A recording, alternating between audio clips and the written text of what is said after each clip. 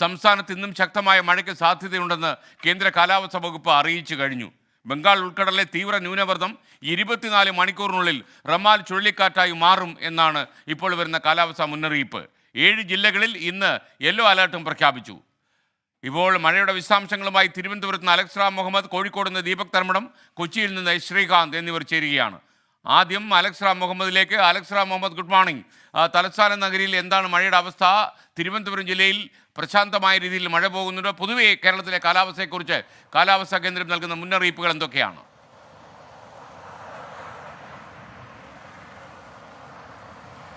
Good morning. മഴയുള്ള ഒരു പ്രഭാതം വീണ്ടും രാവിലെ തന്നെ തിരുവനന്തപുരത്ത്, അത് രാവിലെ എന്നല്ല രാത്രി തന്നെ തിരുവനന്തപുരത്ത് മഴയുണ്ട്. കാരണം ഇന്നലെ രാത്രി 8:45 യെല്ലോ അലർട്ടായിരുന്ന തിരുവനന്തപുരത്ത് ഓറഞ്ച് അലർട്ട് കേന്ദ്ര കാലാവസ്ഥാ വകുപ്പ് പ്രഖ്യാപിക്കുന്നത്. അതിശക്തമായ മഴ തിരുവനന്തപുരത്ത് വിവിധയിടങ്ങളിൽ തുടരും എന്നതിൻ്റെ പ്രവചനമായിരുന്നു. അത് കൃത്യമായിരുന്നു. കാരണം മലയോര മേഖലയിലടക്കം രാത്രി മഴ പെയ്തു, കാര്യമായി തന്നെ മഴ പെയ്തു. മഴ ഇപ്പോൾ ഇടവിട്ടാണ് തിരുവനന്തപുരത്ത് ലഭിക്കുന്നത്. കഴിഞ്ഞ 2 ദിവസമായി തിരുവനന്തപുരത്ത് പെയ്യുന്ന മഴയുടെ പ്രത്യേകത, അത് അതിശക്തമായ തോതിൽ മഴ ഈ നഗരമേഖലകളിൽ ലഭിക്കുന്നില്ല. പക്ഷേ പെയ്യുന്ന മഴ ഇടവിട്ട് പെയ്യുന്നുണ്ട്. പെയ്യുന്ന വെള്ളം ഇറങ്ങിപ്പോകുന്നതിന് സമയം നൽകിയുള്ള മഴയാണ് ആ പെയ്യുന്നത്. അതുകൊണ്ടൊരാശ്വാസം താഴ്ന്ന പ്രദേശങ്ങളിൽ താമസിക്കുന്നവർക്കുണ്ട് എന്നുള്ളതാണ് ആശ്വാസം. പക്ഷേ ആദ്യ ദിവസങ്ങളിൽ അതായിരുന്നില്ല തിരുവനന്തപുരത്തിൻ്റെ സ്ഥിതി എന്ന് നമ്മൾ കണ്ടതാണ്. അത്രയും മോശമായിരുന്നു. എല്ലാ ഇടങ്ങളിലും വെള്ളക്കെട്ട് രൂക്ഷമായിരുന്നു. പക്ഷേ 1.5 മണിക്കൂർ ആ മഴ നിന്ന് പെയ്താലും മതി തിരുവനന്തപുരം നഗരമടക്കം അല്ലെങ്കിൽ താഴ്ന്ന ഇടങ്ങളടക്കം വെള്ളത്തിൽ മുങ്ങാൻ എന്നുള്ളതാണ് ആശങ്കപ്പെടുത്തുന്ന കാര്യം. ഇന്നും തിരുവനന്തപുരം ജില്ലയിൽ അലേർട്ടുണ്ട്. യെല്ലോ അലേർട്ടാണ് തിരുവനന്തപുരം ജില്ലയിൽ പ്രഖ്യാപിച്ചിട്ടുള്ളത്. ഇന്നലെ രാത്രി ആരംഭിച്ച മഴ തിരുവനന്തപുരത്തെ വിവിധ ഇടങ്ങളിൽ തുടരുന്നുണ്ട്. പ്രത്യേകിച്ച് നഗര, ഗ്രാമീണ, മലയോര മേഖലകളിലൊക്കെ മഴയുണ്ട്. അതിടവിട്ട് പെയ്യുന്ന മഴയാണ്. ആ മഴ തുടരുകയും ചെയ്യുന്നുണ്ട്. പുലർച്ചെയൊക്കെ മഴ പലയിടങ്ങളിലും ലഭിക്കുന്നുണ്ട്. സംസ്ഥാനത്തെ സാഹചര്യം കൂടി പരിശോധിച്ചാൽ സംസ്ഥാനത്ത് ഇന്ന് പൊതുവെ ശക്തമായ മഴയ്ക്ക് സാധ്യതയുണ്ടെന്നാണ് കേന്ദ്ര കാലാവസ്ഥാ വകുപ്പിന്റെ പ്രവചനം. പക്ഷേ കഴിഞ്ഞ ദിവസങ്ങളെ അപേക്ഷിച്ച് ആ മഴയുടെ തീവ്രത കുറയും, ശക്തി കുറയുമെന്നാണ് കേന്ദ്ര കാലാവസ്ഥാ വകുപ്പ് കാണുന്നത്. ഇന്ന് 7 ജില്ലകളിൽ യെല്ലോ അലേർട്ട് പ്രഖ്യാപിച്ചിട്ടുണ്ട്. ശക്തമായ മഴയ്ക്കുള്ള സാധ്യതാ മുന്നറിയിപ്പാണ് യെല്ലോ അലേർട്ട്. 7 മുതൽ 11 സെന്റിമീറ്റർ വരെ മഴയ്ക്കാണ് ഈ യെല്ലോ അലേർട്ട് പ്രഖ്യാപിച്ചാൽ സാധ്യത. തിരുവനന്തപുരം, കൊല്ലം, ആലപ്പുഴ, എറണാകുളം, കോഴിക്കോട്, കണ്ണൂർ, കാസർഗോഡ് ജില്ലകളിലാണ് യെല്ലോ അലേർട്ട് പ്രഖ്യാപിച്ചിട്ടുള്ളത്. അതായത് തെക്കൻ കേരളത്തിലും മധ്യ കേരളത്തിലെയും വടക്കൻ കേരളത്തിലെയും ജില്ലകളിൽ മഴ മുന്നറിയിപ്പുണ്ട് എന്നുള്ളതാണ് ഏറ്റവും പ്രധാനപ്പെട്ട കാര്യം. മലയോര മേഖലയിലും ഒറ്റപ്പെട്ട പ്രദേശങ്ങളിലും മഴ കനക്കാൻ ചിലപ്പോൾ ഈ യെല്ലോ അലേർട്ട് എന്നുള്ളത്, ശക്തമായ മഴ എന്നുള്ളത് അതിശക്തമായ മഴയ്ക്ക് പോലും ആ മേഖലകളിൽ സാധ്യതയുണ്ട് എന്നുള്ളതാണ്. മലയോര മേഖലകളിലൊക്കെ കഴിഞ്ഞ ദിവസങ്ങളിൽ തുടർച്ചയായി മഴ പെയ്യുന്നുണ്ട്. അങ്ങനെ മണ്ണ് നനഞ്ഞു കുതിർന്ന അവസ്ഥയിലാണ് ആ മേഖലയിലൊക്കെ. അതിനാൽ മണ്ണിടിച്ചിൽ, അതുപോലെ ഉരുൾപൊട്ടൽ സാധ്യതയൊക്കെ കൂടുതലാണ് എന്നുള്ളതാണ് ഏറ്റവും പ്രധാനപ്പെട്ട കാര്യം. മലയോര മേഖലയിലെ മറ്റൊരു പ്രധാനപ്പെട്ട ജാഗ്രതാ നിർദ്ദേശം ഇങ്ങനെയാണ്. അതായത് അപ്രതീക്ഷിതമായ മഴ, അത് ചെറിയ സമയത്തിൽ കൂടുതൽ മഴ ലഭിക്കുന്നത് കൊണ്ട് തന്നെ മിന്നൽ പ്രളയത്തിനടക്കം സാധ്യതയുണ്ട്. താഴ്ന്ന പ്രദേശങ്ങളിൽ പെട്ടെന്ന് വെള്ളം ഉയരാനുള്ള സാധ്യത നിലനിൽക്കുന്നുണ്ട്. പൊതുജനങ്ങൾ ജാഗ്രത പാലിക്കണം. സർക്കാർ സംവിധാനങ്ങളും എടുത്ത ജാഗ്രത തുടരണമെന്ന് ദുരന്ത നിവാരണ അതോറിറ്റിയും വ്യക്തമാക്കുന്നുണ്ടെന്നുള്ളതാണ് ഏറ്റവും പ്രധാനപ്പെട്ട കാര്യം. നാളെയോടെ മഴയുടെ ശക്തി കുറയുമെന്ന് കേന്ദ്ര കാലാവസ്ഥാ വകുപ്പ് പറയുന്നുണ്ട്. കാരണം അറബിക്കടലിൽ ഒരു ന്യൂനമർദ്ദം കഴിഞ്ഞ ദിവസം രൂപപ്പെട്ടിരുന്നു. അത് ചക്രവാത ചുഴിയായി ദുർബലമായതായും കേന്ദ്ര കാലാവസ്ഥാ വകുപ്പ് അറിയിച്ചിരുന്നു. അതിൻ്റെ ശക്തി ക്ഷയിക്കും. സ്വാഭാവികമായി അറബിക്കടലിലേക്ക് വീശുന്ന തെക്ക് പടിഞ്ഞാറൻ കാറ്റിൻ്റെ ശക്തി കുറയും എന്നുള്ളതാണ് പ്രവചനം.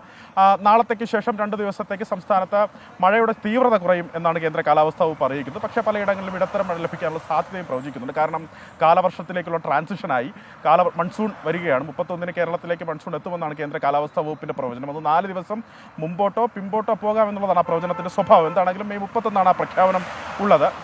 മഴയുമായി ബന്ധപ്പെട്ട ജാഗ്രത തുടരേണ്ടതുണ്ട് എന്നുള്ളതാണ് ഏറ്റവും പ്രധാനപ്പെട്ട കാര്യം. തീരവുമായി ബന്ധപ്പെട്ട് പ്രധാനപ്പെട്ട ജാഗ്രതാ നിർദ്ദേശം നിലനിൽക്കുന്നുണ്ട്. കാരണം അറബിക്കടലിൽ ശക്തമായ കാറ്റിനും മോശം കാലാവസ്ഥയ്ക്കും സാധ്യതയുണ്ട്.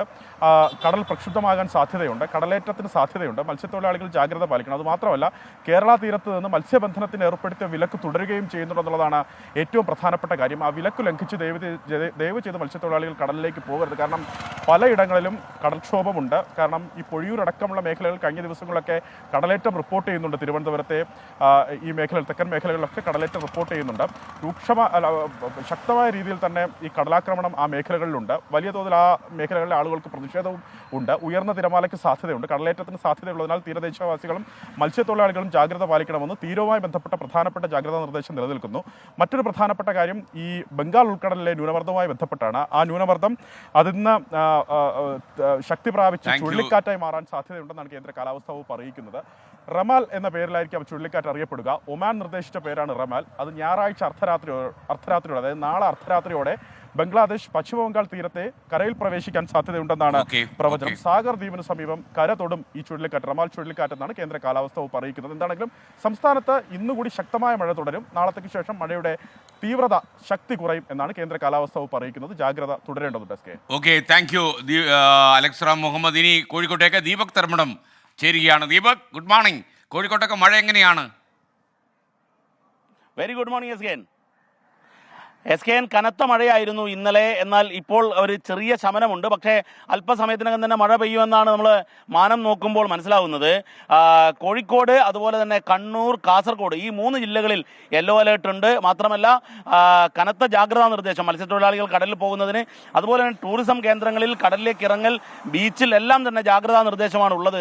എസ് കെ എൻ, കോഴിക്കോട് നഗരത്തിൽ പൊതുവിൽ വെള്ളക്കെട്ട് ഇപ്രാവശ്യം കുറവാണ്. പക്ഷേ എന്നാൽ നഗരത്തിന്റെ ഹൃദയമായ മാനാഞ്ചിറയിലെ വെള്ളക്കെട്ടിന്റെ ദൃശ്യമാണ് തത്സമയം പ്രേക്ഷകർ കാണുന്നത്. എസ് കെ ഇതാ നമ്മുടെ ക്യാമറാമാൻ മുനീഫ് തിരൂർ ഒന്ന് പാൻ ചെയ്യുമ്പോൾ കാണാം, മാനാഞ്ചിറയിലേക്ക് പ്രവേശിക്കുന്ന SM സ്ട്രീറ്റിലേക്ക് പ്രവേശിക്കുന്ന ഈ പ്രധാന പാതയിലാണ് ഇത്രയും വെള്ളക്കെട്ട്. ഈ വെള്ളക്കെട്ട് പരിഹരിക്കാൻ നമ്മുടെ കോഴിക്കോട് കോർപ്പറേഷന് സാധിക്കുന്നില്ല എന്നുള്ള ദുഃഖകരമായ സാഹചര്യമുണ്ട്. പൊതുവിൽ കോർപ്പറേഷൻ മറ്റു പ്രദേശങ്ങളിലെ വെള്ളക്കെട്ടൊക്കെ പരിഹരിച്ചിട്ടുണ്ട്. പക്ഷേ നഗരഹൃദയത്തിലെ ഈ വെള്ളക്കെട്ട് ഇപ്പോഴും തുടരുകയാണ്. എസ് കെ പൊതുവിൽ എല്ലായിടത്തും ജാഗ്രതാ നിർദ്ദേശം, മലയോര മേഖലകളിൽ അതുപോലെ ട്രക്കിംഗ് പോലുള്ള കാര്യങ്ങളിൽ ഏർപ്പെടരുത് എന്ന് ജില്ലാ ഭരണകൂടം അറിയിച്ചിട്ടുണ്ട്.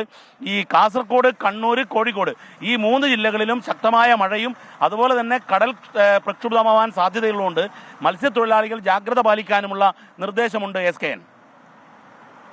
ദീപക് തർമ്മടം. ഇനി കൊച്ചിയിലേക്കാണ് നമ്മൾ പോകുന്നത്. കൊച്ചിയിൽ മഴ കുറച്ച് മാറി നിൽക്കുകയാണ്. വെള്ളം കുറച്ച് ഇറങ്ങി തുടങ്ങിയെന്നാണ് മനസ്സിലാക്കുന്നത്. ഇപ്പോൾ ഇടപ്പള്ളിയിലാണ് ശ്രീകാന്ത് ഉള്ളത്. Good morning Srikanth. ഇടപ്പള്ളിക്ക് ചുറ്റും എന്താണ് മഴയുടെ അവസ്ഥ?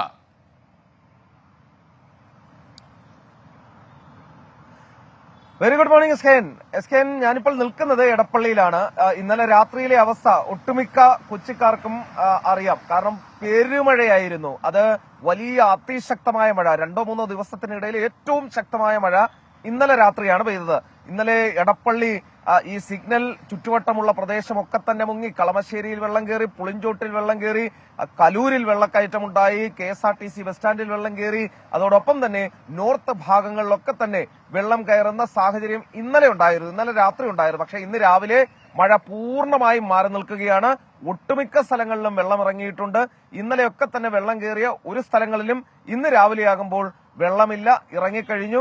ഇപ്പോ ഈ സ്റ്റേഡിയം ലിങ്ക് റോഡിൽ കുറച്ച് വെള്ളം ഉണ്ട്. അതൊരു താഴ്ന്ന പ്രദേശമാണ്. അത് ഇന്നലെയും ഈ മഴ മാറി വെള്ളമെല്ലാം ഇറങ്ങിയിട്ടും അവിടെ മാത്രം കുറച്ച് വെള്ളക്കെട്ടുണ്ടായിരുന്നു. ആ പ്രദേശത്തിന്റെ ഒരു പ്രത്യേകത ഏതാണ്? കാരണം അത് പെട്ടെന്ന് വെള്ളം വലിഞ്ഞു പോകത്തില്ല. പിന്നെ ഒരു പ്രധാന പ്രശ്നത്തിലേക്ക് ശ്രദ്ധ ക്ഷണിക്കാനാണ് നമ്മൾ ഈ ഇടപ്പള്ളിയിൽ തന്നെ തെരഞ്ഞെടുത്തത്. കാരണം ഈ NHന്റെ പണി നടക്കുന്നുണ്ട് ഇവിടെ ഇടപ്പള്ളിയിൽ. ആ NHന്റെ പണി നടക്കുന്നിടത്ത് കാണുന്ന വെള്ളക്കെട്ടാണത്. ഇതൊരു ചെറിയ പ്രദേശത്ത് മാത്രമല്ല, ഇത് ആ കുന്നുംപുറം പാലമൊക്കെ ഇറങ്ങി, അമൃത ഹോസ്പിറ്റലിന്റെ അവിടെ നിന്ന് തുടങ്ങുന്ന പാലം ഇറങ്ങി ഇങ്ങോട്ടേക്ക് ഇടപ്പള്ളിയിലേക്ക് വരുമ്പോൾ കാണുന്ന ഈ വെള്ളക്കെട്ടാണിത്. ഇത് ഈ റോഡ് പണി നടക്കുന്നതിനാൽ ഈ വെള്ളം ഒഴുകി പോകുന്നതിന് സ്ഥലമില്ല. ഈ സ്ഥലമില്ലാത്തത് കൊണ്ട് ഈ പ്രദേശത്ത് വെള്ളം ഇങ്ങനെ കെട്ടി നിൽക്കുകയാണ്. ഒരു ചെറിയ മഴ പെയ്താൽ പോലും ഈ പ്രദേശത്ത് വലിയ വെള്ളക്കെട്ടാണ്. എടപ്പള്ളിയിലെ കാര്യം ആരോടും നമ്മൾ പറയണ്ട. ഈ എടപ്പള്ളിയിൽ എത്രത്തോളം ബ്ലോക്ക് ഉണ്ടാവും, എത്രത്തോളം വാഹനങ്ങൾ കടന്നു പോകുന്ന പ്രധാനപ്പെട്ട സ്ഥലമാണ് എന്നുള്ളത്. ഈ വെള്ളം കെട്ടി നിന്ന് ഇവിടുത്തെ റോഡ് മൊത്തം കുണ്ടും കുഴിയുമായിട്ടുണ്ട്. പല ഇരുചക്ര വാഹന യാത്രികരും മഴ പെയ്ത് വെള്ളം കെട്ടി നിൽക്കുന്ന സമയത്ത് ഈ കുഴിയിൽ വന്ന് വീഴുന്ന കാഴ്ച നമുക്ക് കാണാൻ സാധിക്കും. ഈ വെള്ളം ഒഴുക്കി വിടാൻ അടിയന്തരമായ ഒരു ശ്രമമുണ്ടാകണം, പരിഹാരമുണ്ടാകണം. ഈ ലുലുമാളിലേക്ക് അടക്കം പല സ്ഥലങ്ങളിലേക്കും ആളുകൾ കയറിപ്പോകുന്ന വഴിയാണ്. വലിയ മഴ പെയ്താൽ ഇവിടം പൂർണ്ണമായും മുങ്ങും. പല വഴിക്ക് നിന്നും വരുന്ന ആളുകൾ കടന്നുപോകുന്ന പ്രധാന മേഖലയാണ്. ഇതിലേക്ക് അധികൃതരുടെ ശ്രദ്ധ, ജില്ലാ ഭരണകൂടം, കോർപ്പറേഷൻ ആരാണോ ഇതിന്റെ ഉത്തരവാദി, NH ദേശീയപാത അധികൃതർ, അവരുടെ ശ്രദ്ധ അടിയന്തരമായി പതിയണം എന്നാണ് പറയാനുള്ളത്. നിലവിലിപ്പോൾ എറണാകുളം ശാന്തമാണ്, മഴ മാറി നിൽക്കുന്നു. ഇന്നലെ രാത്രി ദേശത്ത് മരമൊടിഞ്ഞു വീണ് റോഡ് ഗതാഗതം തടസ്സപ്പെട്ടിരുന്നു. ആലുവ മേഖലയിലൊക്കെ വൈദ്യുതി ബന്ധം താറുമാറായിരുന്നു. ഇൻഫോ പാർക്കിലും മരമൊടിഞ്ഞു വീണു. എല്ലാം പരിഹരിച്ചിട്ടുണ്ട്. ഇപ്പോൾ അത്ര തെളിഞ്ഞു എന്ന് പറയില്ല, എങ്കിലും മഴ മാറി നിൽക്കുന്നു. ഒരുപക്ഷെ പെയ്യാൻ സാധ്യതയുണ്ട്. Okay, thank you Srikanth. കൊച്ചിയിൽ നിന്നാണ് ശ്രീകാന്ത് നമുക്കൊപ്പം ചേർന്നത്.